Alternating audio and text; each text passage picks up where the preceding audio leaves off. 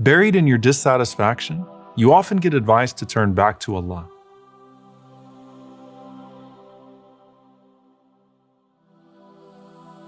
Pray to Him, they say. Talk to Him. He will make a way out for you, they say, but you just have to ask more.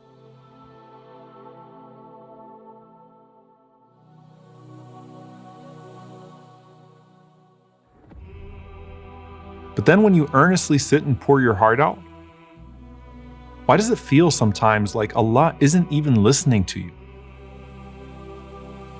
Why isn't your dua getting answered? Are you even worthy of being heard?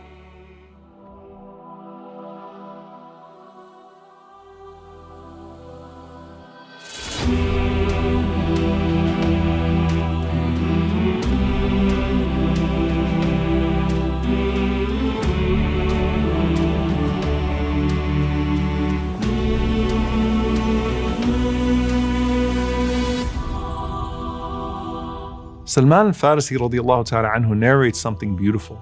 He says, إِذَا كَانَ الرَّجُلُ دَعَاءً فِي السَّرَّاءِ ثُمَّ نَزَلَتْ بِهِ ضَرَّاء فَدَعَى.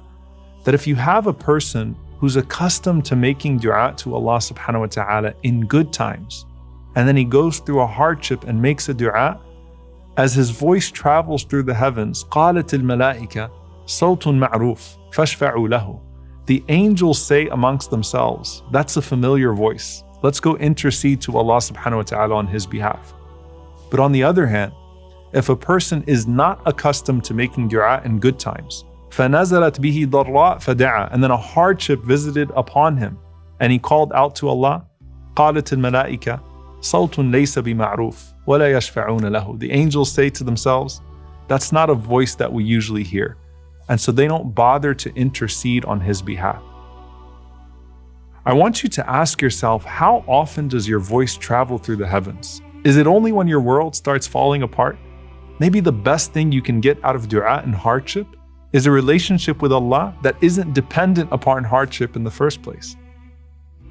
When Ibrahim alayhi salam had his hardest moment, he spoke of his Lord as an intimate friend that he already knew, and with such confidence he said, Inna Rabbi lasami'ud du'a. Without a doubt, my Lord always hears my du'as. And when Zakaria alayhi salam calls out to his Lord, he says, وَلَمْ أَكُمْ بِدُعَائِكَ رَبِّ شَقِيًّا. You've never disappointed me before with my du'a, O my Lord. And you would think hearing that Zakaria alayhi salam was a rich man with lots of palaces and children. But he was a carpenter in his 90s, living a very simple life, while he and his wife never were able to have children. And with that, he says, you've never let me down, O Allah. But how can that apply to you? You've taken your steps towards Allah. You've made dua with sincere hopes that it's going to be answered. And then you even make changes in your life. You strive harder, but temptation still comes your way. Your old sins seem to keep resurfacing like test after test. Didn't Allah say that one step towards Him will cause Him to come to you with speed? Why does it feel like the temptations are coming at you just as fast? And when you continue to try to not be deflated and make reaching out to Him a part of your regular routine, sometimes your hardships seem to be endless. How is it that some people can still be so optimistic in the face of continuous hardship? Why don't I have that relationship with Allah? The Prophet ﷺ said, "Ad-du'a huwa al-ibadah." Dua is worship, and you can't only worship Allah when times are tough. And one of the things that was so beautiful about him ﷺ was that if you saw him in sujood for a long time, crying and making dua, you wouldn't know if something really bad just happened to him or something really good just happened to him. Because both hardship and ease drove the Prophet ﷺ to the same position of prostration and prayer.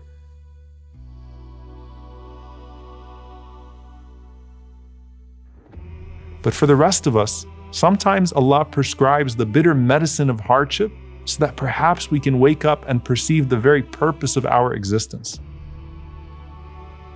And just like sin can be a catalyst to come back to Allah, hardship can be a catalyst to fall in love with Him. And that relationship with Him is the greatest risk you can get when calling upon Him. Because before the removal of the hardship itself, we can feel this expansion in our chest as faith is renewed and settled within. But I turned to Allah and made dua to Him. Shouldn't all of my problems actually go away? The Prophet ﷺ said, "Ud'u Allah wa antum muqinuna bil ijaba." Call upon Allah while you are certain in the answer. وَإِذَا سَأَلَكَ عِبَادِي عَنِّي فَإِنِّي قَرِيبٌ. And when my servant asks about me, I am close. I respond to the call of the caller when he calls upon me. And that's why Omar radiallahu anhu said, I don't even worry about the response to my du'as. I just worry about the ability to make du'a because I know that Allah will do His part. So the greatest outcome has already happened, which is a long overdue conversation between you and Allah. But did you know that the greatest reward is actually then waiting patiently for the response? The Prophet ﷺ said, "Salu Allah min fadlihi, fa inna Allah azza wa jal yuhibbu an yus'al, wa afdalu al-ibada intidaru al-faraj." He said, ask Allah for His bounties as Allah loves to be asked. And amongst the best acts of worship is to patiently wait in expectation of relief.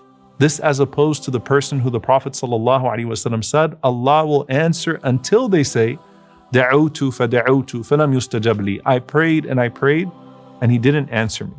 Don't kill your dua by losing hope, because that dua from your human heart can literally change the world.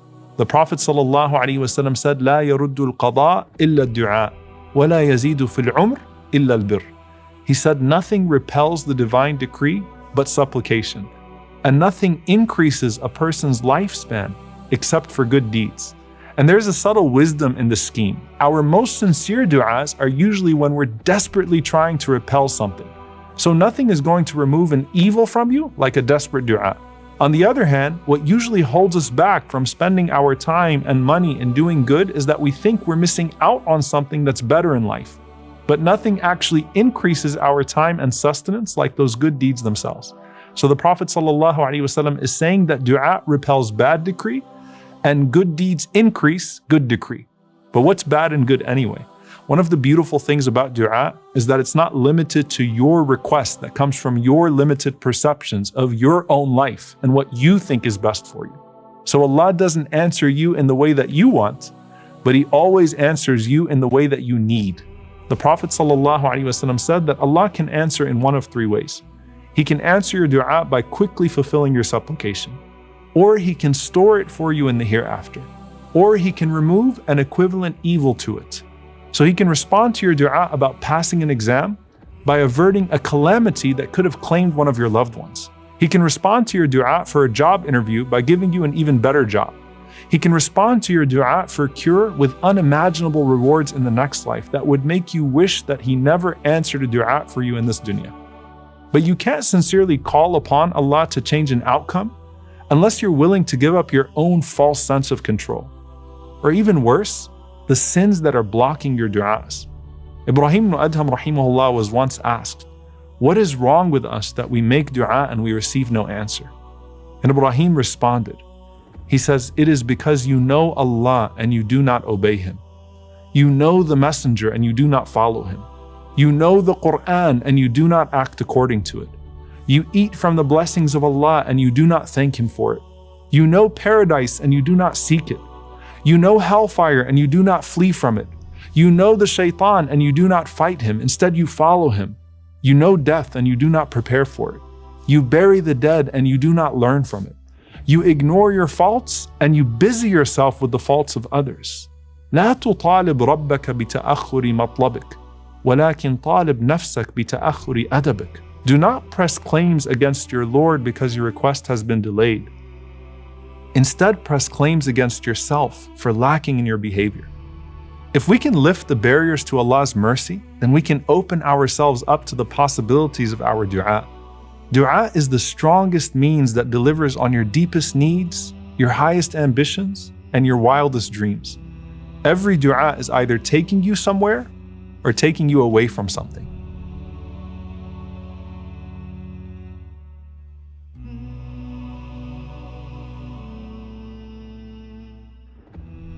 So when you see the people whose struggles seem tougher than yours, and wonder about how they still double down in sincerity.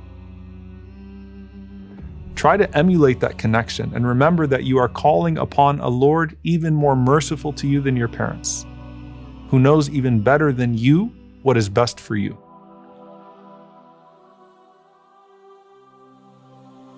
Perhaps what you needed to learn this whole time was patience from the one who was patient with your absent voice. It may be that Allah accepted your prayer even though it came after years of ignoring Him. So accept His decree with you even if it doesn't make sense for years to come. Because if Allah has not heard you call out to Him for so long, how can you be so hasty in demanding His response right now? But just know that He gave you a chance to make dua because He wants to decree in your favor. متى أطلق لسانك بالطلب فاعلم أنه يريد أن يعطيك. Anytime He allows your tongue to move in prayer, know that it's because He wants to give you something in response. But dua has many phases and many steps along the way. The first step is you just learning to talk to Allah. But now you need to learn to trust Him. Because on the way to the answer of your dua, you're going to stumble a few times, all for your own good. قل لن يصيبنا إلا ما كتب الله لنا هو مولانا وعلى الله فليتوكل المؤمنون.